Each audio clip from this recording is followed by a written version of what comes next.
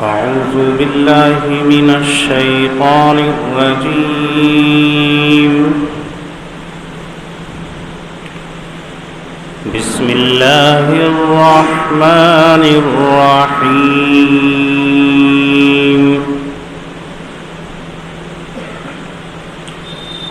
قل من رب السماوات والأرض قل الله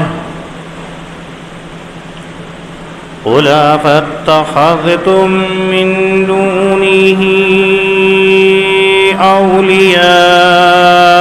لا يملكون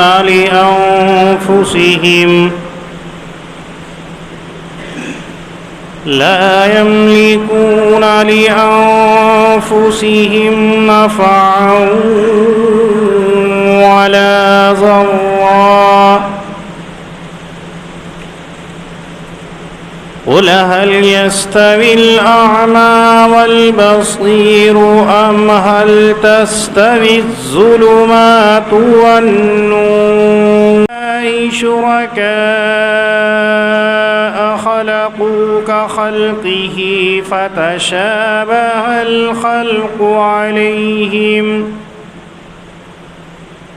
قل الله خالق كل شيء وهو الواحد القهار.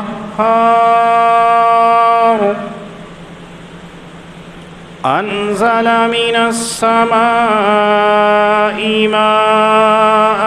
فسالت أودية بقدرها رابيا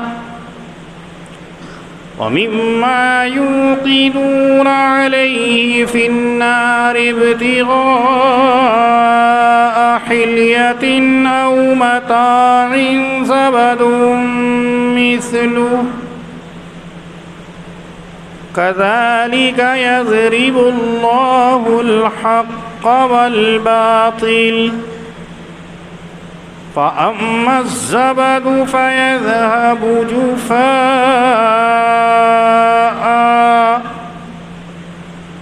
وأما ما ينفع الناس فيمكث في الأرض كذلك يضرب الله الأمثال. صدق الله العظيم.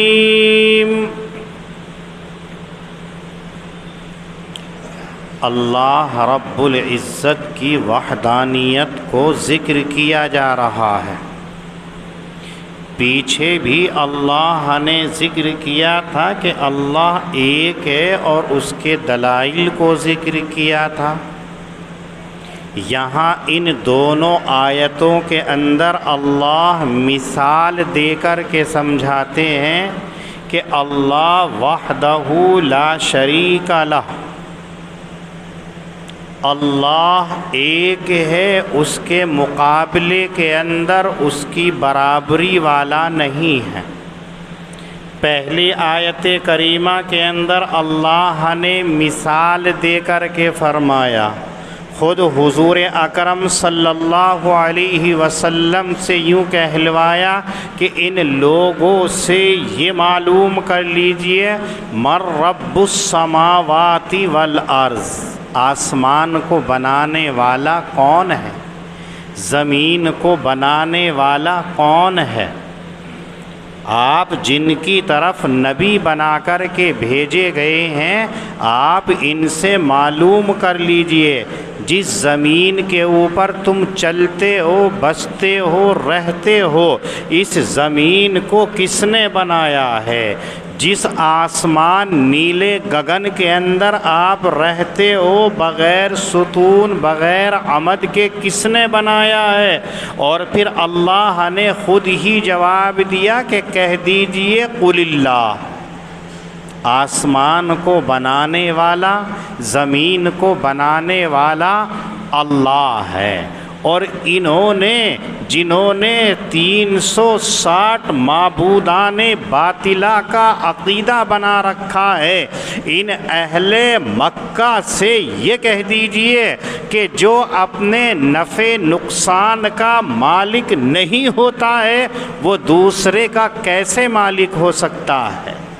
جو آدمی خود اپنا مالک نہیں ہے، جو آدمی اپنے کو نہ فائدہ پہنچائے نہ نقصان پہنچائے، وہ دوسرے کے لیے تو کیا فائدہ پہنچا سکتا ہے؟ اور پھر مزید ترقی کرتے ہوئے اللہ نے کہا کہ ان سے یہ معلوم کیجئے حل یستوی الاعمی والبصیر، ایک آدمی وہ ہے جس کو دونوں آنکھوں سے نوازا گیا ہے، اور ایک وہ ہے جس کی دونوں آنکھوں کو چھین لیا گیا ہے، تو کیا بینا اور نابینا دونوں برابر ہو سکتے ہیں؟ اندھا اور دیکھنے والا دونوں برابر ہو سکتے ہیں؟ ایک کم عقل رکھنے والا بھی اس بات کو جانتا ہے کہ یہ دونوں ہرگز برابر نہیں ہو سکتے ہیں۔ پھر یہ کہا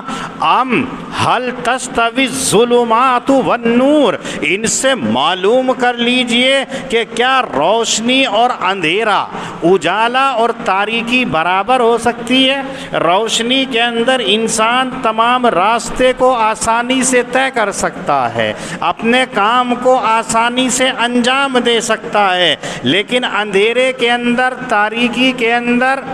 کوئی چیز سدھائی نہیں دیتی ہے تو وہ نہ چل سکتا ہے نہ کام کو انجام دے سکتا ہے۔ بس یہی ہے اللہ رب العزت کی معرفت کا ذریعہ۔ اور پھر کہا ام جعلوا للہ شرکاء خلقوا کخلقہ فتشابہ الخلق علیہم، ان لوگوں نے جنہوں کو معبودان باطلہ 360 کا عقیدہ رکھ رکھا ہے، کیا یہ انہوں نے اللہ رب العزت جیسا عقیدہ گھڑ لیا ہے کہ جیسے اللہ انسان کا پالن ہار ہے، جیسے اللہ انسان کو پیدا کرنے والا ہے، کیا یہ بھی انسان کو پیدا کرنے والے ہیں؟ ان کے اوپر پیدائشی مشتبہ ہو گئی ہے، انہیں پتہ ہی نہیں ہے۔ پھر یہ کہا قل اللہ خالق کل شیء وہو الواحد القہار،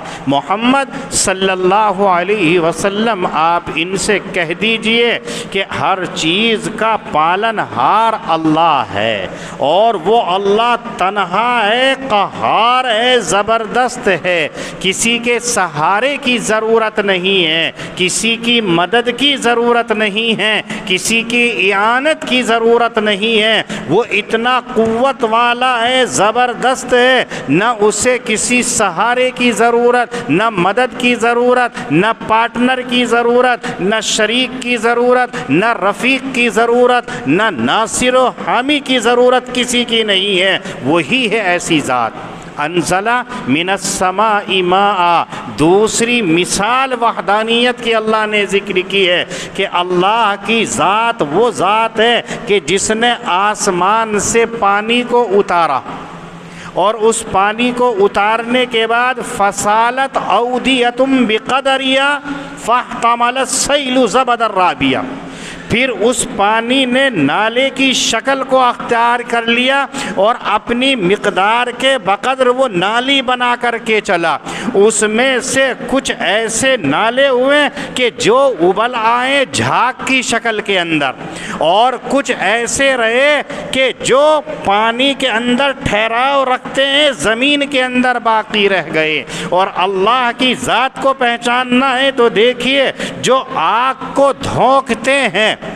آگ کو جلاتے ہیں بھٹی کے اندر، یہ بھائی بیٹھے ہیں جانتے ہیں کہ جب یہ لوہے کی بھٹی کو گرم کرنے کے لیے ڈالتے ہیں تو مقدار کے اندر ڈالتے ہیں کہ ہمیں ڈائی کو ڈالنا ہے تو کتنی تیز آگ جلانی ہے، چھوٹی ہے تو کتنی مقدار کے اندر آگ جلانی ہے، بڑی چیز ہے تو کتنی مقدار کے اندر جلانی ہے۔ سنار ہے وہ بھٹی کو دھونکتا ہے تو اسے معلوم ہے کہ اگر چھوٹی چیز تیار کرنی ہے تو کتنی مقدار میں آگ جلانی ہے، بڑی چیز ہے تو کتنی دیر تک جلانا ہے، یہ ساری چیزیں آپ آگ کے اندر ڈالتے ہو اپنے زیورات کو تیار کرنے کے لیے، اپنی ڈائی کو تیار کرنے کے لیے، اپنے فرموں کو تیار کرنے کے لیے، یہ ساری چیزیں آپ بنانے کے لیے آگ کو جلاتے ہو تو ایک مقدار کے اندر، اگر اس مقدار سے آگ تیز ہو جاتی ہے تو آپ کا سامان جل جائے گا، اگر آگ مقدار سے کم جلتی ہے تو سامان کے اندر نقص اور عیب پیدا ہو جائے گا۔ یہ مقدار کے اندر جو جلانے والی ذات ہے اللہ کی ذات ہے۔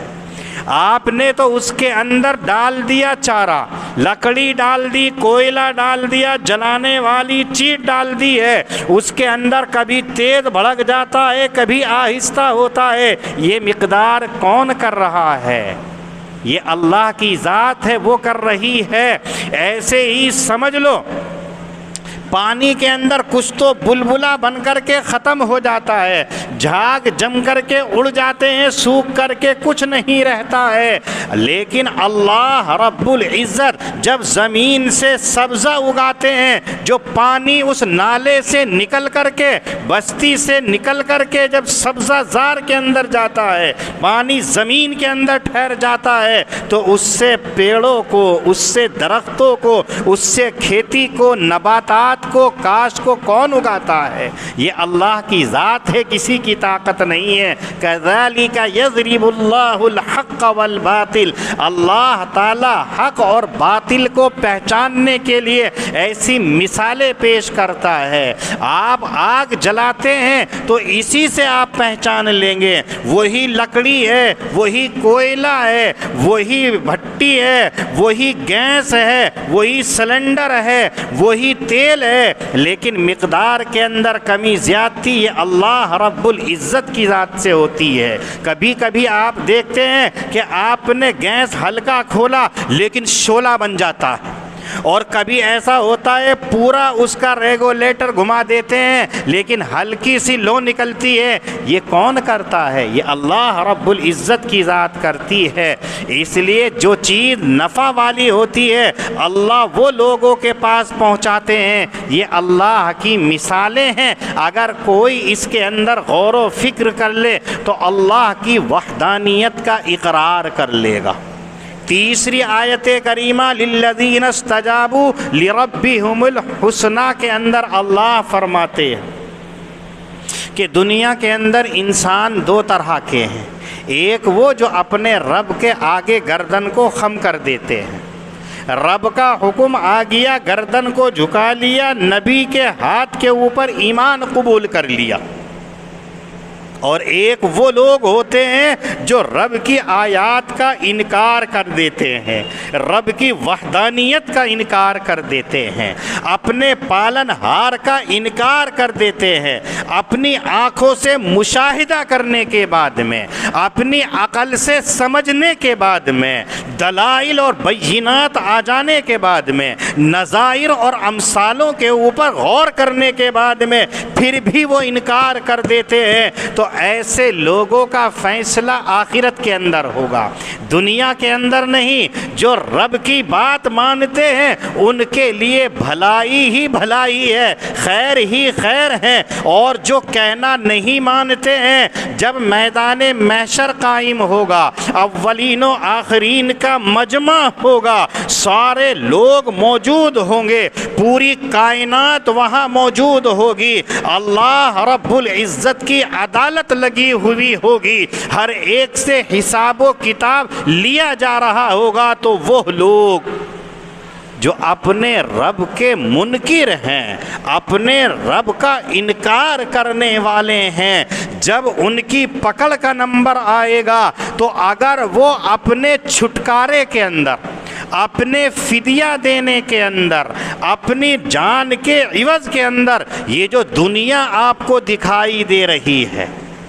ایک نہیں بلکہ پوری دنیا جس کے اندر کتنی ملک ہیں، کتنی حکومتیں ہیں، اگر سارے ملک ساری حکومتیں اس انسان کے پاس میں ہو اور ان حکومتوں کے اندر جتنے خزانے ہیں، جتنی دولتیں ہیں، جتنے جواہر اور یاقوت ہیں اور جتنی قیمت کی چیزیں ہیں، وہ تمام کی تمام اپنے چھٹکارے کے لیے اللہ کو ضمانت کے طور پر، تاوان کے طور پر، فدیے کے طور پر دے کر کے اپنی جان کو بچانا چاہیں، اور خالی یہ دنیا ہی نہیں بلکہ جتنی دنیا اور دنیا کے اندر جتنی چیزیں ہیں، انہی کے مانند اگر اور بھی بہت ساری چیزیں ہوں، ساری چیزیں بھی رب کے سامنے پیش کر دے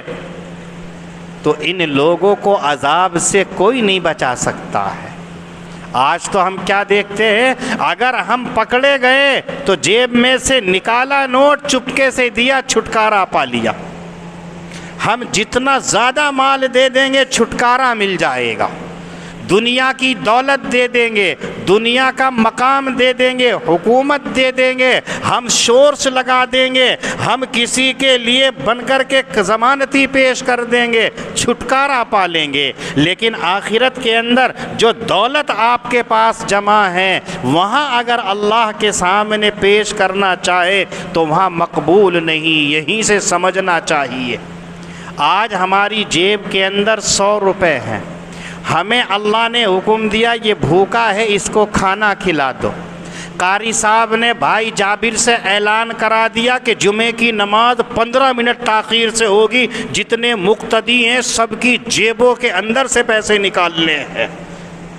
اب آپ کے لیے جابر بھائی نے رومال پھیلا دیا، اعلان پہ اعلان کر رہے ہیں، جمعے کا وقت نکلا جا رہا ہے، کوئی کام پہ جانے والا ہے، رک رہا ہے، رکا رہے، لیکن وہاں پر اعلان ہو رہا ہے لائیے لائیے۔ ہم نے اگر وہی پیسہ قاری صاحب کو مسجد کے لینٹر کے لیے دے دیا تو ہماری جتنے گناہ ہیں اللہ کے یہاں پکڑ ہو سکتی ہے، اللہ اس کو معاف فرما دیں گے۔ یہاں ہم نے پیسہ قاری صاحب کو دیا اللہ کو راضی کرنے کے لیے تو اللہ کے یہاں مقبول، ہم نے جس نیت سے دیا اللہ کے یہاں وہ نیت مقبول، جس ارادے سے ہم نے دیا اللہ کے یہاں مقبول، جس مقصد کے لیے دیا اللہ کے یہاں مقبول۔ لیکن یہی دولت اگر اللہ کو بذات خود آخرت کے اندر دے تو وہاں مقبول نہیں ہے۔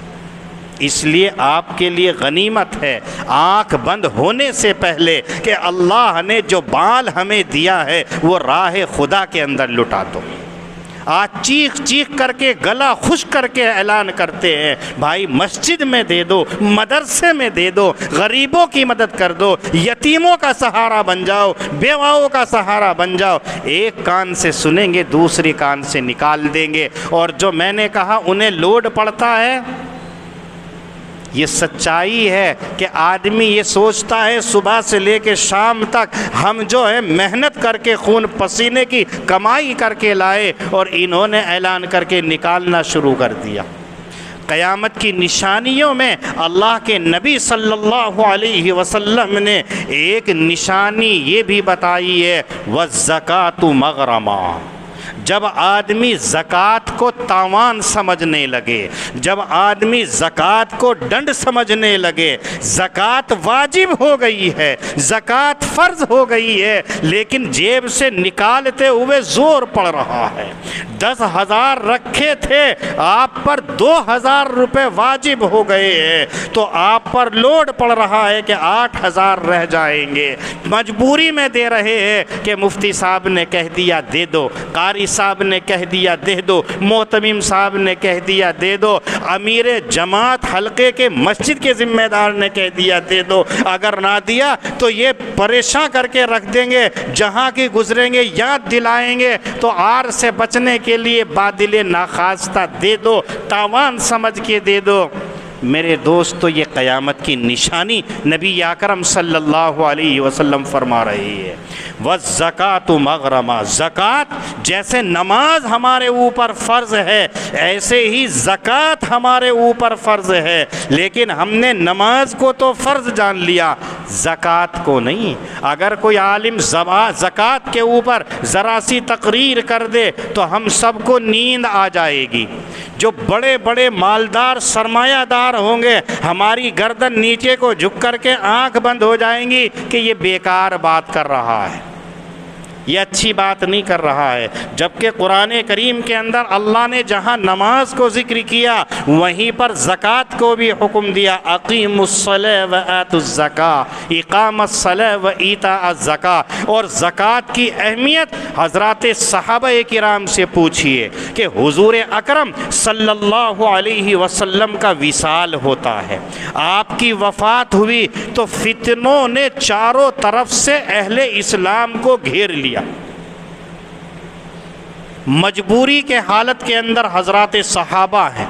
حضرت ابو بکر صدیق کو خلیفہ بنایا گیا ہے، مسلمانوں میں بے چینی ہے، اختلاف ہے، غم کا ماحول ہے۔ ایسے وقت کے اندر یہودیوں نے لشکر جرار تیار کر کے مسلمانوں کو مٹانے کی تیاری کر رکھی ہے، جھوٹے جھوٹے نبی پیدا ہو کر کے اپنی نبوت کا اعلان کرتے ہوئے سیدھے سادے مسلمانوں کو بہکا کر کے اپنے گروہ کے اندر شامل کر رہے ہیں۔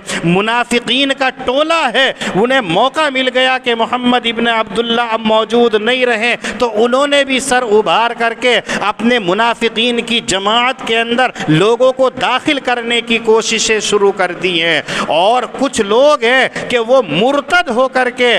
مشرکین کے ساتھ میں جا کر کے مل گئے ہیں۔ ایسے وقت کے اندر جو سیدھے سادے مسلمان تھے، جو ابھی اسلام کے اندر داخل ہوئے تھے، پورے اسلام سے واقف نہیں تھے، ان کو ابھی یہ پتہ نہیں تھا کہ نماز کا کیا مقام ہے، زکوٰۃ کا کیا مقام ہے، روزے اور حج کا کیا مقام ہے، ان کے ذہنوں کے اندر یہ بات نہیں تھی۔ ان کو یہ پتہ تھا کہ حضور موجود ہے تو زکوٰۃ دی جائے گی۔ قرآن میں ہے خذ من اموالہم صدقۃ تطہرہم، اس آیت کریمہ سے ان کو یہ وہم ہو گیا کہ زکوٰۃ بس حضور کے زمانے میں دی جائے گی، حضور نہیں رہیں گے تو زکوٰۃ کا سلسلہ ختم ہو جائے گا، تو ان لوگوں نے زکوٰۃ دینے سے انکار کر دیا۔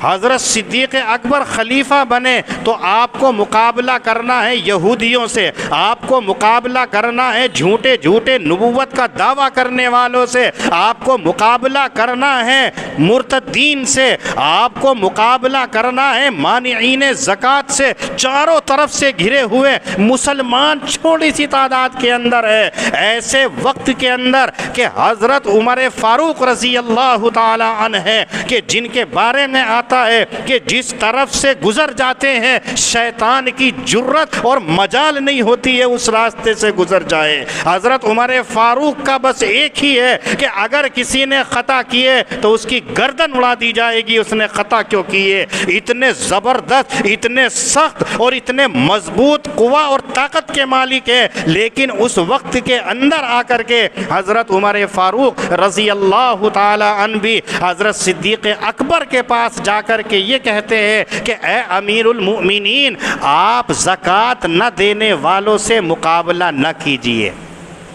اگر کوئی زکوٰۃ خوشی سے دیتا ہے تو قبول کر لیجئے، اور اگر زکوٰۃ نہیں دیتا ہے تو آپ نرمی کا معاملہ کیجئے، آپ ان کے ساتھ سختی کا معاملہ نہ کیجئے، اس لیے کہ اگر ہم ان سے سختی سے پیش آئیں تو ایک دشمن ہم اپنوں میں سے اور تیار کر لیں گے۔ اتنے سارے ہم دشمنوں میں گھرے ہوئے ہیں، ایک آدھ سال گیپ کر دیجئے، ایک آدھ سال نرمی کیجئے، جب ہم طاقت میں آ جائیں گے، قوت میں آ جائیں گے، ان فتنوں کی سرکوبی ہم کر لیں گے، پھر مانعین زکوٰۃ سے ہم وصولیں گے، ان سے مقابلہ کریں گے۔ حضرت عمر مشورہ دے رہے ہیں حضرت صدیق اکبر رضی اللہ تعالیٰ عنہ کو، لیکن صدیق اکبر وہ ہیں کہ جن کا مقام حضرت نبی اکرم صلی اللہ علیہ وسلم کے بعد اس امت میں پہلے نمبر پر آتا ہے۔ وہ کہتے ہیں عمر تم یہ بات کہہ رہے ہو، خدا کی قسم جو حضور اکرم صلی اللہ علیہ وسلم کے زمانے کے اندر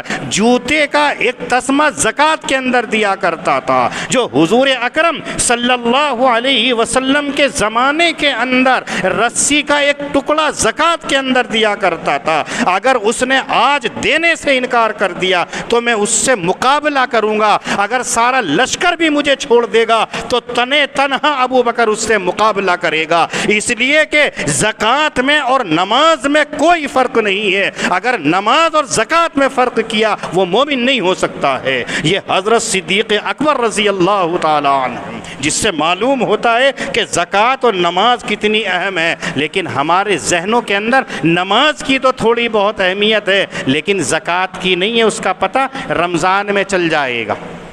جب زکوٰۃ کو کہا جاتا ہے تو ہمارے پاس زکوٰۃ نہیں، جب صدقے کو کہا جائے تو ہمارے پاس نہیں ہے، اور جب مسجد کے لیے امداد کو کہا جائے تو ہمارا جان، ہمارا خون خشک ہو جاتا ہے۔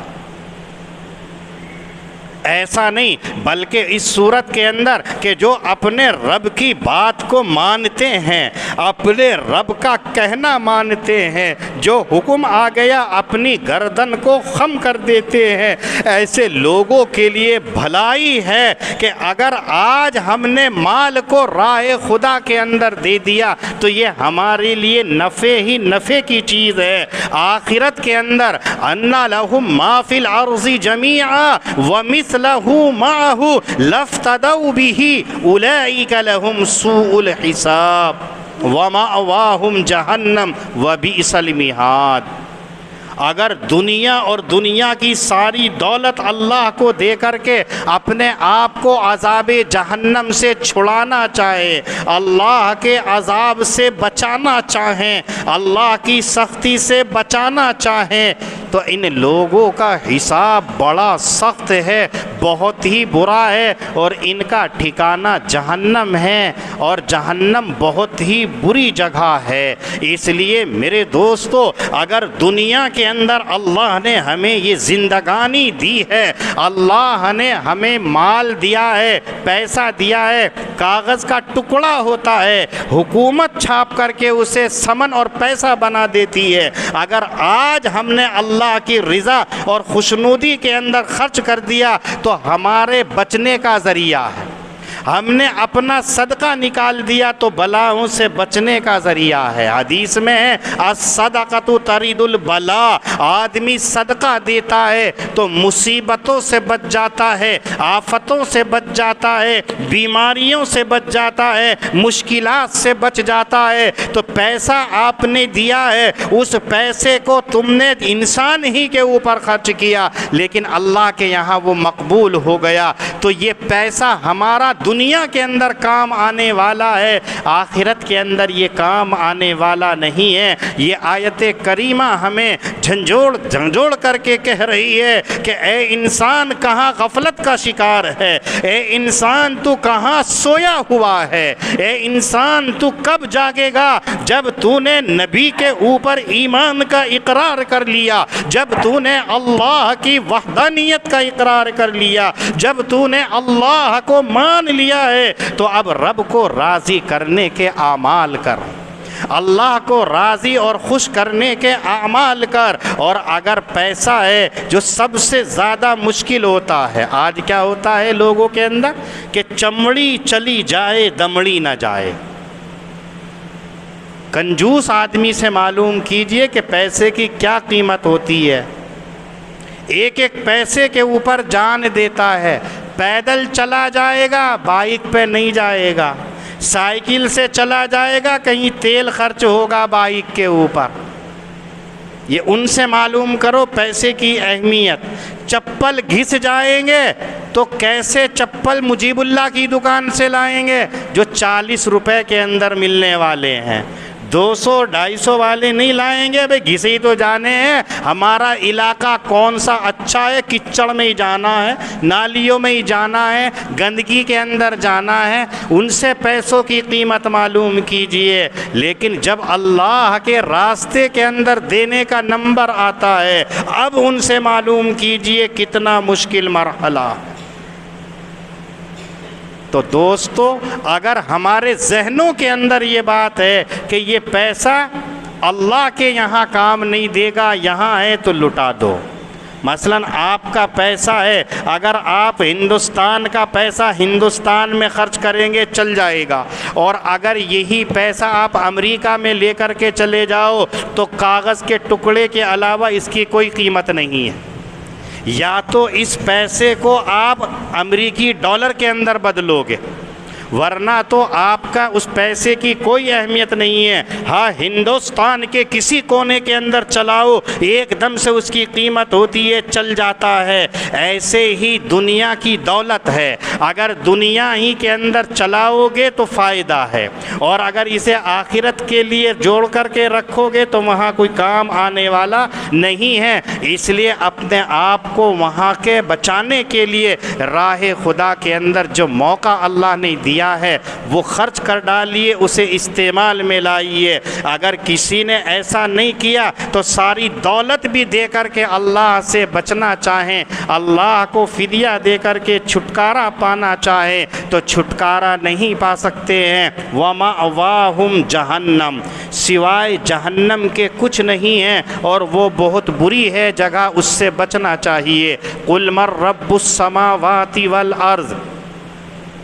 اے محمد صلی اللہ علیہ وسلم کہہ دیجئے کون ہے جو آسمان اور زمینوں کا پالنہار ہے؟ قل اللہ، آپ کہہ دیجئے اللہ ہی ہے۔ قل افاتخذتم من دونہ اولیاء، آپ کہہ دیجئے کیا ٹھہرا لیے ہیں تم نے اللہ کے سوا اور مددگار جو نہ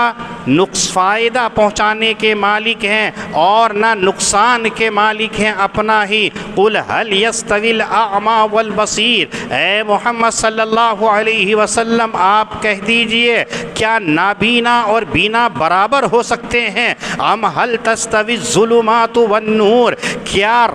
تاریکی اور روشنی برابر ہو سکتی ہے؟ ام جعلوا للہ، کیا ٹھہرا لیے ہیں انہوں نے اللہ کے لیے شرکا کہ پیدا کرتے ہیں وہ ایسے ہی جیسا کہ اللہ نے پیدا کیا ہے، پس پیدائش ان کے اوپر مشتبہ ہو گئی ہے بنانے میں۔ قل اللہ خالق کل شیء، آپ کہہ دیجئے اللہ ہی ہے ہر چیز کا پالنہار، اور وہی تنہا ہے، زبردست ہے۔ انزل من السماء ماء، اتارا اس نے آسمان سے پانی، فسالت اودیۃ بقدرہا، پھر بہہ پڑے نالیاں اپنی مقدار کے موافق، فاحتمل السیل زبدا رابیا، پھر ابھارا اس نالے کو اٹھے ہوئے جھاگ نے۔ وَمِمَّا يُوقِدُونَ عَلَيْهِ فِي النَّارِ ابْتِغَاءَ حِلْيَةٍ، اور جو چیز کے دھونکتے ہیں یہ آگ کے اندر بنانے کے لیے اپنے زیور یا دوسرا سامان، وہ ابلے ہوئے جھاگ کی طرح ہیں۔ كَذَلِكَ يَضْرِبُ اللَّهُ الْحَقَّ وَالْبَاطِلَ، اسی طریقے سے اللہ تعالی پیش کرتا ہے حق اور باطل کو۔ فَأَمَّا الزَّبَدُ فَيَذْهَبُ جفاء، اور وہ چھالے جو سوکھ کر کے خشک ہو جاتے ہیں۔ وَأَمَّا مَا يَنفَعُ النَّاسَ، بہرحال جو چیز لوگوں کو نفع دیتی ہے پس ٹھہر جاتی ہے، باقی رہتی ہے زمین میں۔ كَذَلِكَ يَضْرِبُ اللَّهُ الْأَمْثَالَ، اسی طریقے سے اللہ تعالی مثالوں کو بیان کرتا ہے۔ لِلَّذِينَ اسْتَجَابُوا لِرَبِّهُمُ الْحُسْنَى، وہ لوگ ان لوگوں کے لیے جو اپنے رب کا حکم مانتے ہیں بھلائی ہے۔ وَالَّذِينَ لَمْ يَسْتَجِيبُوا لَهُ، اور جو لوگ اللہ کا حکم نہیں مانتے ہیں اگر ان کے پاس ہو وہ سب کچھ جو زمین کے اندر ہے سارا، اور اسی کے مانند اتنا ہی اور لَافْتَدَوْا بِهِ، تو وہ فدیہ میں دینا چاہیں اپنی جان کے۔ أُولَئِكَ لَهُمْ سُوءُ الْحِسَابِ، تو انہی لوگوں کے لیے برا حساب ہے۔ وَمَأْوَاهُمْ جَهَنَّمْ، اور ان کا ٹھکانہ جہنم ہے۔ وَبِئْسَ الْمِہَادُ، اور جہنم بہت بری جگہ ہے۔ اللہ پاک ہم سب کو دین کی صحیح سمجھ عطا فرمائے۔ وآخر